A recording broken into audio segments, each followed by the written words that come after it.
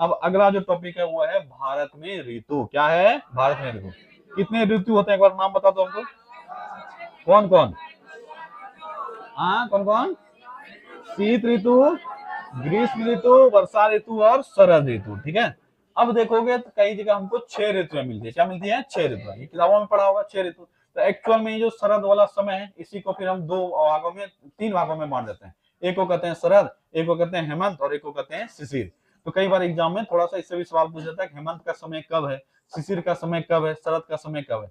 तो broad case में हम 4 ही भाग में बांटते हैं। कितने भाग में? 4 भाग में। पहले 4 भाग पढ़ लेंगे, उसके बाद 6 भाग पढ़ेंगे। ठीक है। तो 4 भाग में पहला है शीत, दूसरा है ग्रीष्म, तीसरा है वर्षा और चौथा है शरद।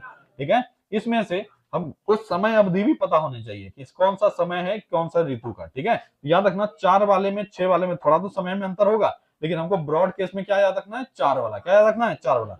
जब भी सवाल तुमसे ग्रीष्म में पूछेगा, शीत का पूछेगा, तो ज्यादातर चांसेस है कि 4 पैटर्न वाला पे ही पूछेगा, और 6 वाला पूछेगा तो हेमंत और शिशिर अलग से नाम डाल के पूछेगा। सब बता देंगे, टेंशन नहीं लेना। तो ब्रॉड केस में भारत के मौसम को कितने ऋतु को कितने भागों में? 4 भाग। जिसमें से पहला ऋतु कौन सा है? शीत ऋतु। समय याद रख लेना, इसमें सवाल कई बार आता है। तो नवंबर से लेकर फरवरी तक का महीना कौन सा महीना? ठीक है।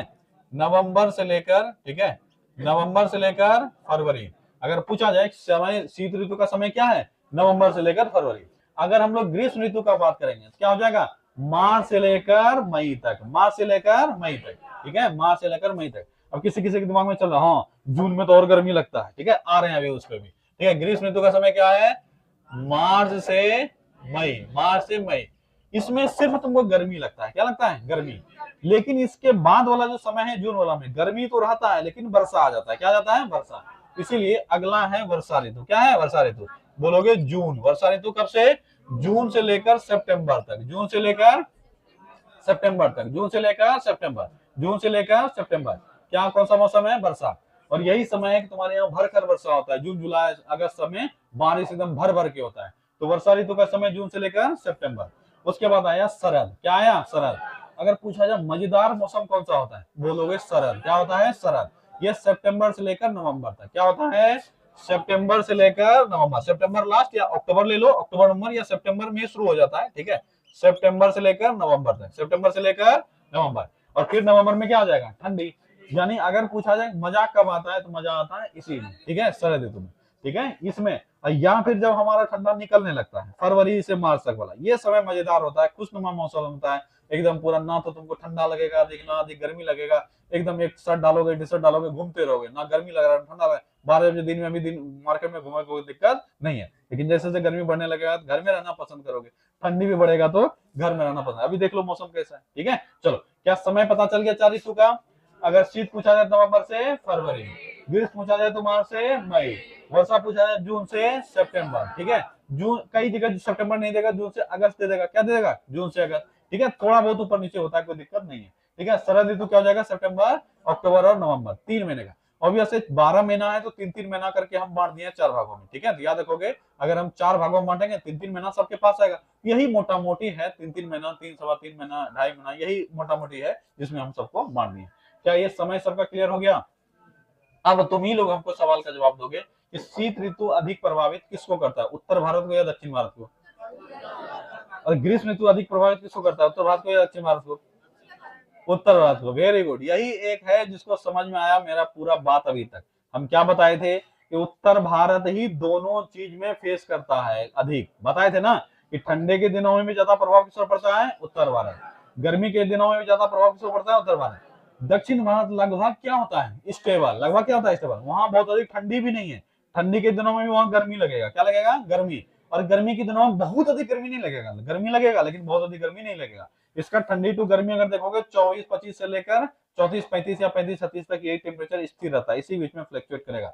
लेकिन उत्तर भारत का टेम्परेचर गर्मी में 42 तक चला जाता है। कहां तक चला जाता है? 42-44 तक। और ठंडी दिनों में देखोगे तो 8-10 तक पहुंच जाता है। कोई कुछ ऐसा क्षेत्र है जहां 2 डिग्री, दिल्ली सब में तो टेम्परेचर 2 डिग्री 3 डिग्री तक पहुंच जाता है। ठीक है, तो उत्तर भारत में एक्सट्रीम कंडीशन देखने को मिलता है। क्यों? क्योंकि समुद्र से अधिक दूरी पर है। यही तो तुमको जानना है। यही सब क्वेश्चन गलती होता है क्योंकि समझ में नहीं आता कि एक करते हैं दूसरे का उल्टा कर दें, क्या करें। यहाँ दोनों का उत्तर एक ही होगा, यानी दोनों कंडीशन में ज्यादा अधिक प्रभावित कौन होता है? उत्तर भारत। अच्छा, ठंडी के दिनों में टेम्परेचर बढ़ता हुआ नजर आएगा, उत्तर से दक्षिण भारत या दक्षिण से उत्तर भारत। बड़ा बढ़िया सवाल आता है, बच्चा समझ भी नहीं पाता क्वेश्चन क्या है। ठंडी के दिनों में तापमान बढ़ता हुआ नजर आएगा, उत्तर भारत से दक्षिण भारत की तरफ या दक्षिण भारत से उत्तर भारत की तरफ। क्वेश्चन समझ में आया है? ठंडी के दिनों में तापमान भारत में बढ़ता हुआ नजर आएगा, उत्तर से दक्षिण जाने पर या दक्षिण से उत्तर जाने पर। उत्तर से दक्षिण, क्लियर है सबको? हाँ, क्योंकि उत्तर भारत दक्षिण भारत के पहले आते हैं। दक्षिण भारत का तापमान जो लगभग 24-25 डिग्री होगा। कितना होगा? 24 डिग्री से 25 डिग्री सेल्सियस के आसपास लगभग स्टेबल होगा, बहुत अधिक ठंडा तुमको देखने को नहीं मिलेगा। वहीं पे अगर उत्तर भारत चले जाएं, ये 10 degree, 8 degree, 9 degree on an average हम लोग टेम्परेचर जो रहता है उत्तर भारत में वो 10 से 15 क्या रहता है? 10 से 15। ठीक है, उत्तर भारत में कितना टेम्परेचर रहेगा? 10 डिग्री सेल्सियस से 15 डिग्री सेल्सियस। अब उत्तर से दक्षिण चल रहे हो, टेम्परेचर बढ़ रहा है कि नहीं बढ़ रहा है? उत्तर से दक्षिण आने पर टेम्परेचर बढ़ रहा है। उल्टा देता कि ठंडी के दिनों में टेम्परेचर घटता हुआ नजर आएगा, दक्षिण से उत्तर या उत्तर से दक्षिण, बोलोगे दक्षिण से उत्तर। याद रहेगा सबको? रटना नहीं है, ये समझना है, बस एक ही कॉन्सेप्ट दिमाग में रखना है कि गर्मी के दिनों में उत्तर भारत ज्यादा गर्म और ठंडी के दिनों में उत्तर भारत ज्यादा ठंडा, यानी टेम्परेचर स्टेबल किसका है? दक्षिण भारत का। तो नीचे से ऊपर जाएंगे तो ठंडी के दिनों में टेम्परेचर घटता हुआ नजर आएगा, और गर्मी के दिनों में नीचे से ऊपर जाएंगे टेम्परेचर बढ़ता हुआ नजर आएगा, यानी कंडीशन बदलेगा नहीं। समझ में आया? ठंडी दिनों में भी एक्सट्रीम ठंडा होता जा रहा है और गर्मी के दिनों में भी एक्सट्रीम गर्मी तक उत्तर वाला जा रहा है, इसलिए यहाँ का टेम्परेचर 24 से 25 डिग्री के आसपास रहेगा और उत्तर भारत का टेम्परेचर 10 से 15 डिग्री। इससे नीचे भी जाता है, अगर तुमको 8 से 10 दे दे या 5 से 15 दे दे या 5 से 12 दे दे तो भी आंसर सही होगा। ये ऑप्शन पे डिपेंड करेगा। क्या कई क्षेत्र ऐसे हैं जहाँ 8 से 12 डिग्री टेम्परेचर भी चला जाता है, 7 डिग्री भी चला जाता है, लेकिन ऑन एन एवरेज पूरे उत्तर भारत का ले ले तो 10 डिग्री के आसपास बना रहता है। क्या रहता है? 10 डिग्री। क्या क्लियर है यहाँ तक?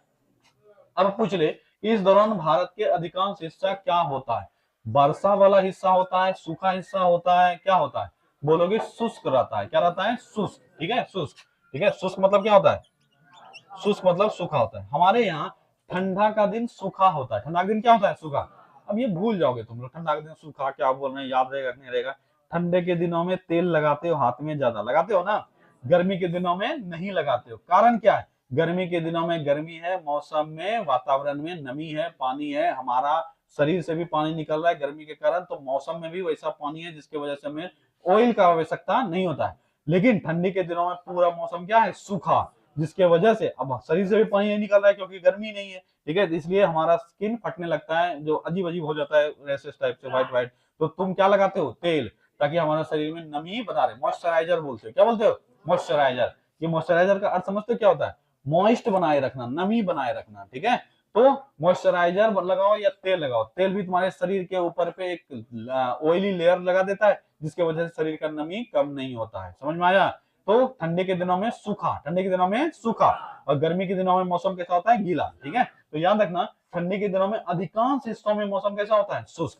पूरे भारत का शुष्क ही होता है, ये हो जाएगा गलत। क्या हो जाएगा? गलत। और यही तो एग्जाम के लिए इंपॉर्टेंट है, क्योंकि तुमसे एग्जाम में पूछेगा कि बताओ ठंडी के दिनों में बारिश कहाँ होता है? तो क्या बिहार में बारिश होता हुआ नजर आ रहा है? बोलोगे नहीं। ठंडी दिनों में दो जगह याद रखोगे, एक है उत्तर पश्चिम भारत, क्या बोलोगे? उत्तर पश्चिम भारत, और दूसरा बोलोगे तमिलनाडु। क्या बोलोगे? तमिलनाडु। ये दो ही जगह याद रखना है तुमको कि ठंडी के दिनों में वर्षा कहाँ? उत्तर पश्चिम भारत और तमिलनाडु। उत्तर पश्चिम भारत में 2-3 तुम्हारा राज्य तुमको याद रखना है, तुमको राजस्थान दे दे या पंजाब दे दे। क्या दे दे? पंजाब, या हरियाणा दे दे, या जम्मू कश्मीर में दे दे स्नोफॉल। क्या दे दे? स्नोफॉल। ये सब अभी ठंडी के दिनों में देखने को मिलता है। जम्मू कश्मीर में स्नोफॉल या पहाड़ी क्षेत्रों में स्नोफॉल, पंजाब, हरियाणा, राजस्थान, ये सब में वर्षा। ये सब में वर्षा किस किस दिनों में? गर्मी दिनों में, ठंडी दिनों में? ठंडी दिनों में। तो याद रखोगे, शीत ऋतु में दो क्षेत्र है जहां वर्षा होता है। कौन कौन सा क्षेत्र? उत्तर पश्चिम भारत और तमिलनाडु। उत्तर पश्चिम भारत और तमिलनाडु। और एग्जाम में सबसे अधिक जो पूछा गया वो है पंजाब। ये बताओ पंजाब, क्योंकि जानते हो पंजाब में फसल काफी अधिक उगाए जाते हैं। ठीक है, तो तुमसे पूछा जाएगा कि बताओ पंजाब में वर्षा कब होता है? बोलोगे ठंडी दिनों में। अगर पूछा जाए इस समय में रबी फसल उगाते हैं कि खरीफ फसल उगाते हैं? रबी फसल। इसलिए तुमसे पूछा जाएगा कि बताओ ठंडी दिनों का जो वर्षा है वह किसके लिए फायदेमंद है? रबी के लिए या खरीफ के लिए? अब सवाल देखते हो कहां से पूछ लिया है? तुमको सिर्फ कंफ्यूज करता है एग्जामिनर। अगर तुम कॉन्सेप्ट क्लियर रखे हो तो तुम कंफ्यूज नहीं होगे। अरे ठंडी दिनों में जब रबी लगा रहे हैं और वर्षा ठंडी दिनों में हो रहा है तो खरीफ को फायदा कैसे पहुंच रहा है? अगर तुमको भूख अभी लगा है, तुम्हारे सामने अभी चिकन का पीस रखा हुआ है, तुम अभी खाओगे, कल के डेट में खराब करके खाओगे? नहीं है ना खाओगे जी। अभी रबी फसल लगा हुआ है, वर्षा अभी आ गया, रबी को फायदा करेगा। ये रटता है बच्चा कि ठंडा के दिनों में वर्षा किसको प्रभावित करता है? रबी को। रबी का समय क्या है? रबी का समय यही है, अक्टूबर नवंबर से लेकर कब अभी चला जाएगा? मार्च तक। कब जाएगा? मार्च तक। ये रबी का समय है और यही ठंडा समय भी है। तो ठंडा में फसल किस फसल को फायदा पहुंचाता है? रबी को।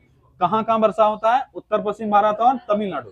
अब दोनों जगह कंडीशन अलग अलग है, दोनों जगह वर्षा करवाने वाला एजेंट अलग अलग है। अब अगर पूछा जाए उत्तर पश्चिम में वर्षा का कारण, बोलोगे पश्चिमी विक्षोभ। क्या बोलोगे? पश्चिमी विक्षोभ। एकदम रट डालो, ये सवाल बहुत बार आया है। भारत के उत्तर पश्चिम हिस्सा या राज्य दे दे, राजस्थान, पंजाब, हरियाणा, जम्मू कश्मीर, इन सब के दिनों में ठंडी में वर्षा का कारण क्या है? बोलोगे पश्चिमी विक्षोभ। क्या है? पश्चिमी विक्षोभ। और तमिलनाडु में कारण क्या है? लौटती हुई मानसून। क्या है? लौटती हुई मानसून। मानसून पहले इधर से आई थी, समझ में आ रहा है, यहाँ से आई थी जुलाई जून महीने में। कब आई थी? जून महीने में। ये आ गई भारत में यहाँ तक। अब लौट रही है मानसून। क्या कर रही है? लौटते हुए मानसूनी पवनों का पानी सारा खत्म हो जाता है, यानी नमी पूरा क्या हो गया है? खत्म।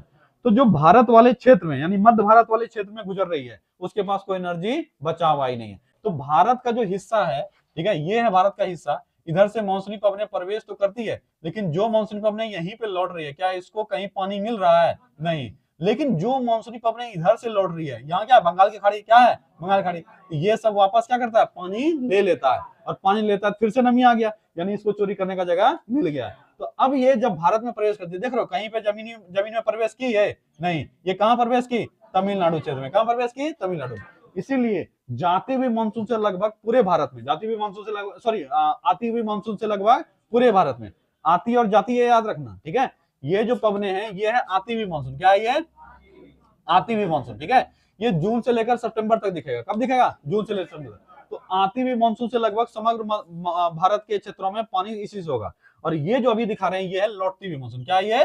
लौटती हुई मानसून। इस क्षेत्र में लौटती हुई मानसून से पानी होगा? नहीं होगा। लेकिन यहां से नीचे से जो ये लौट रही है बंगाल की खाड़ी के ऊपर से, ये तमिलनाडु में बारिश करवा देती है। कहां करवाती है? तमिलनाडु में। तो अगर तुमसे पूछा जाए बताओ तमिलनाडु क्षेत्र में किससे बारिश, अब देख रहा है ये वाला हवा ऊपर से निकल गया, क्या तमिलनाडु में बारिश करवा पाया? नहीं। अब जब पढ़ाएंगे मानसून अभी बताएंगे क्यों नहीं करवाता है। तो ये याद रखना, आती हुई मानसून से तमिलनाडु में बारिश नहीं होता है, लेकिन लौटती हुई मानसून से सिर्फ तमिलनाडु में ही बारिश होता है। देखो भगवान कितना बढ़िया पैटर्न बनाया है, एक को आज मिला है तो एक को कल मिल रहा है, ये दोनों बैलेंस करके रखा है, ठीक है। तो याद रखना समस्त भारत के क्षेत्रों में किससे बारिश होता है? लगभग मानसून आती हुई या जाती हुई? आती हुई। लेकिन तमिलनाडु में जाती हुई मानसून, लौटती हुई मानसून, और इसी को बोलते हैं उत्तर पूर्वी मानसून। क्या बोलते हैं? उत्तर पूर्वी मानसून। अभी नाम में टेंशन नहीं लेना, हम याद करवाने के लिए है ना, टेंशन ना लो। आ जो रहा है मानसून, ये है दक्षिण पश्चिम हिस्सा। कौन सा हिस्सा है? किसी भी क्षेत्र में यहां से पवनें उठ रही है, इसको बोलेंगे दक्षिण पश्चिम। इसको क्या बोलते हैं? South west. इसको क्या बोलते हैं? South east. इसको बोलते हैं नॉर्थ ईस्ट। इसको बोलते हैं नॉर्थ वेस्ट, ठीक है। तो जब पवनें आई, दिख रहा है यहाँ, ये इधर से आई है, यहां से आई है, तो इसको क्या बोलेंगे? दक्षिण पश्चिम मानसून। क्या बोलेंगे? लेकिन जब ये लौट रही थी तो तुम देख रहे हो यहां से लौट रही है ना, ठीक है। तो इसको बोलते हैं उत्तर पूर्वी मानसून। क्या बोलते हैं? उत्तर पूर्वी। आती हुई मानसून को क्या कहे? दक्षिण पश्चिम मानसून। और जाती हुई मानसून को क्या कहे? उत्तर पूर्वी मानसून। तो तमिलनाडु में किसके वजह से बारिश हुआ? उत्तर पूर्वी मानसून। या तो उत्तर पूर्वी मानसून दे देगा या तुमको लौटती हुई मानसून दे देगा। कोई दिक्कत किसी को? इस टॉपिक को फिर से डिस्कस करेंगे, तो मानसून अलग टॉपिक है, वहां हम लोग डिटेल से डिस्कस करेंगे, लेकिन अभी समझोगे नहीं तो याद नहीं होगा, ठीक है। चलो, इस ऋतु में वर्षा होती है उत्तर पश्चिम भारत में। कारण क्या है? पश्चिमी विक्षोभ। पश्चिमी विक्षोभ, ठीक है, विक्षोभ, ठीक है, विक्षोभ, पश्चिमी विक्षोभ, ठीक है।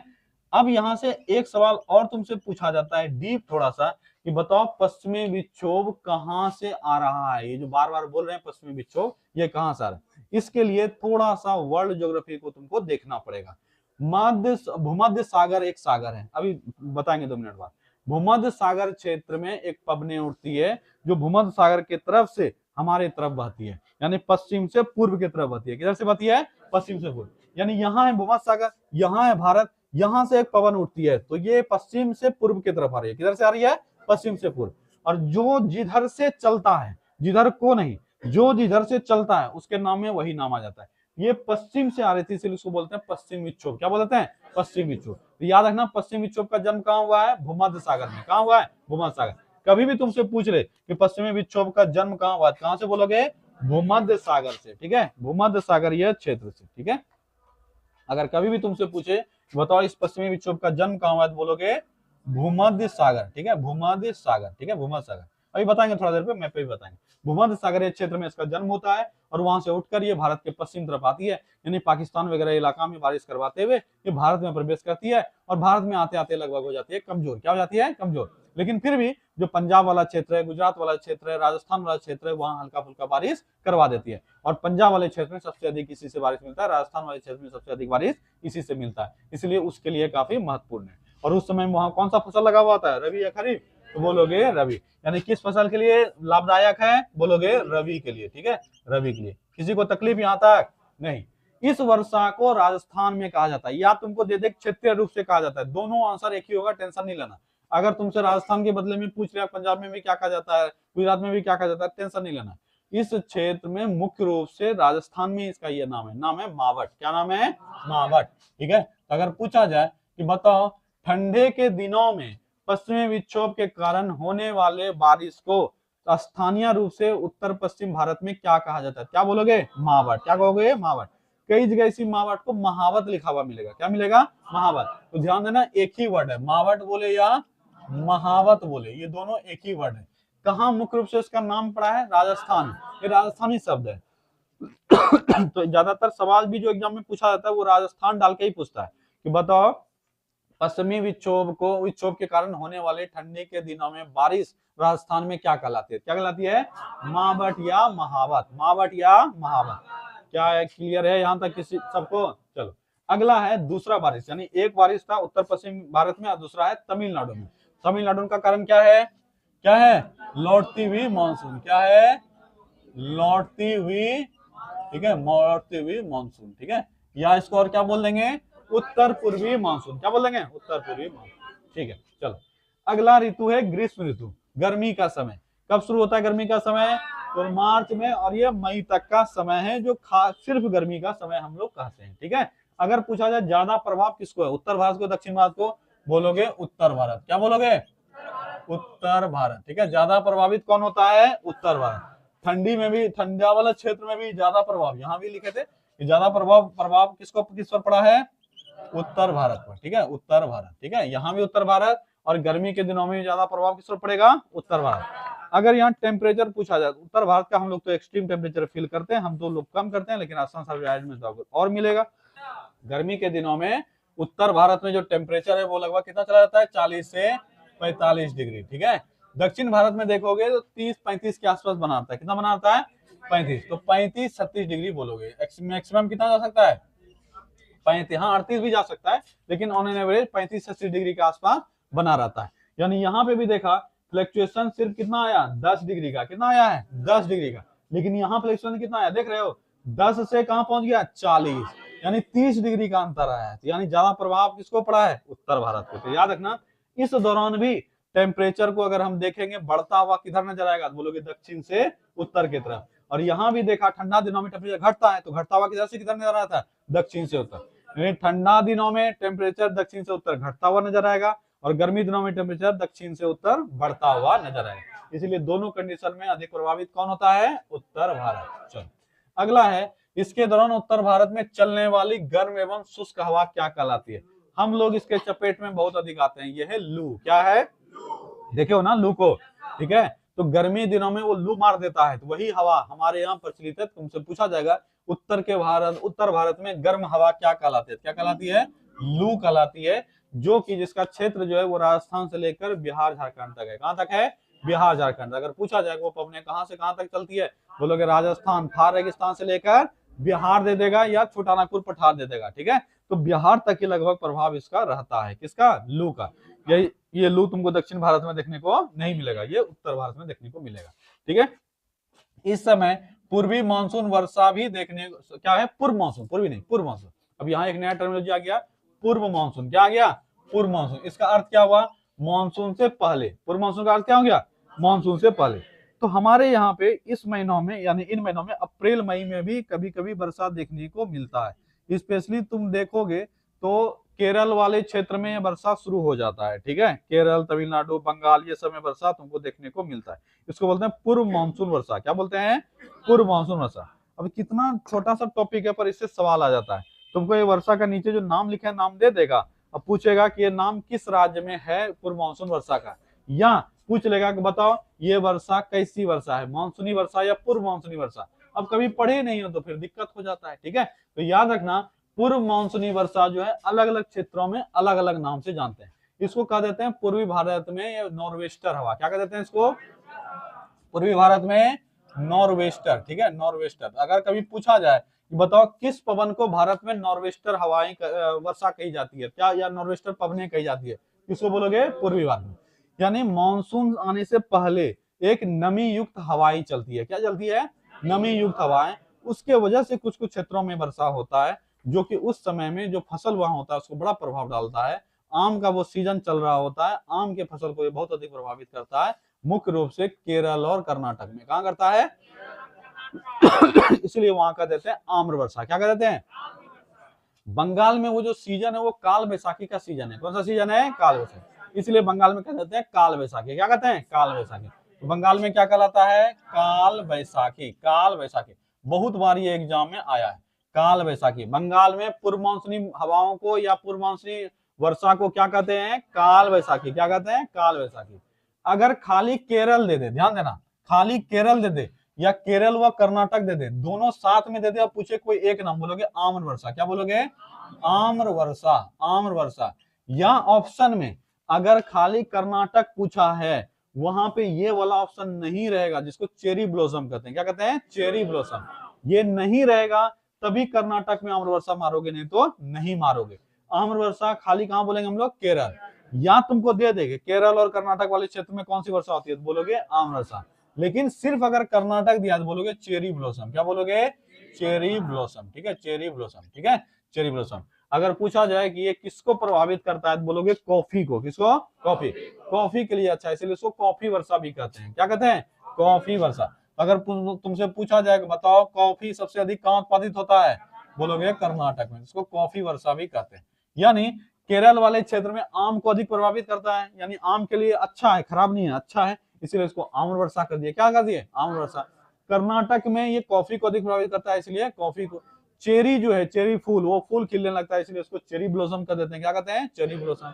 लेकिन कर्नाटक में भी आम को ये फायदा पहुंचाता है, इसलिए कर्नाटक में भी कई बार आम्र वर्षा कहा जाता है। लेकिन एक राज्य अगर पकड़ना हो, आम्र वर्षा का अर्थ हो गया केरल, और कर्नाटक में होगा चेरी ब्लॉसम या कॉफी वर्षा। कॉफी वर्षा में कर्नाटक केरल नहीं मार दोगे, चेरी ब्लॉसम में केरल नहीं मार दोगे। लेकिन अगर कर्नाटक पूछा है, ऑप्शन में चेरी ब्लॉसम कॉफी वर्षा नहीं है, तो वहां क्या मार देना? वहां आम्र वर्षा मार देना। लेकिन ध्यान देना है कि ये मेनली हम लोग किसके याद रखेंगे? केरल के लिए, ठीक है। चलो, इसके बाद एक राज्य है असम। असम में उसको बोर्डोसिला कहते हैं। क्या कहते हैं? बोर्डोइसिला। बोर्डोसिला या बोर्डोइसिला, ठीक है। क्या कहते हैं इसको? बोर्डो, ठीक है, बोर्डोइसिला या बोर्डोसिला, जो बोलना है बोल सकता है, कोई दिक्कत नहीं है, ठीक है। बोर्डोइसिला। क्या कहते हैं? बोर्डोइसिला। ये नाम से कई बार एग्जाम में सवाल आ चुके हैं। अगर प्रश्न उठा के देखोगे प्रीवियस ईयर्स का, तो वहां ये सवाल भर भर के मिल जाएगा तुमको, चाहे कोई भी एग्जाम देने जाओ। ये बहुत इंपॉर्टेंट है, ये चारों नाम, पांचों। तो बंगाल में पूर्व मानसूनी वर्षा को क्या कहते हैं? काल बैसाखी। क्या कहते हैं? काल बैसाखी। केरल में आम्र वर्षा, कर्नाटक में चेरी ब्लॉसम या कॉफी वर्षा, असम में बोर्डोइसिला, बोर्डोइसिला। और पूर्वी भारत अगर समग्र रूप से पूछा जाए तो बोलोगे नॉर्वेस्टर। क्या बोलोगे? नॉर्वेस्टर। तो बंगाल में क्या बोले? काल बैसाखी। केरल में क्या बोले? आम्र वर्षा। कर्नाटक में क्या बोले? चेरी ब्लॉसम या कॉफी वर्षा। असम में क्या बोले? बोर्डोइसिला। पूर्वी भारत में क्या बोले? नॉर्वेस्टर। क्या किसी कोई दिक्कत नहीं? चलो, अगला है वर्षा ऋतु। अब इसमें दिख रहा होगा कि बहुत कुछ पढ़ना है, इसका अलग टॉपिक है, भारत में वर्षा का वितरण, वहां हम लोग अलग से पढ़ेंगे। अभी सिर्फ ये जान लो कि वर्षा ऋतु हमारे यहाँ है तीसरा ऋतु, और ये किस महीने में आता है? जून। जून, हाँ, जून सब में आता है, सितंबर तक चलता है। और प्रमुख कारण क्या है, बोलोगे? मानसून। क्या है? मानसून।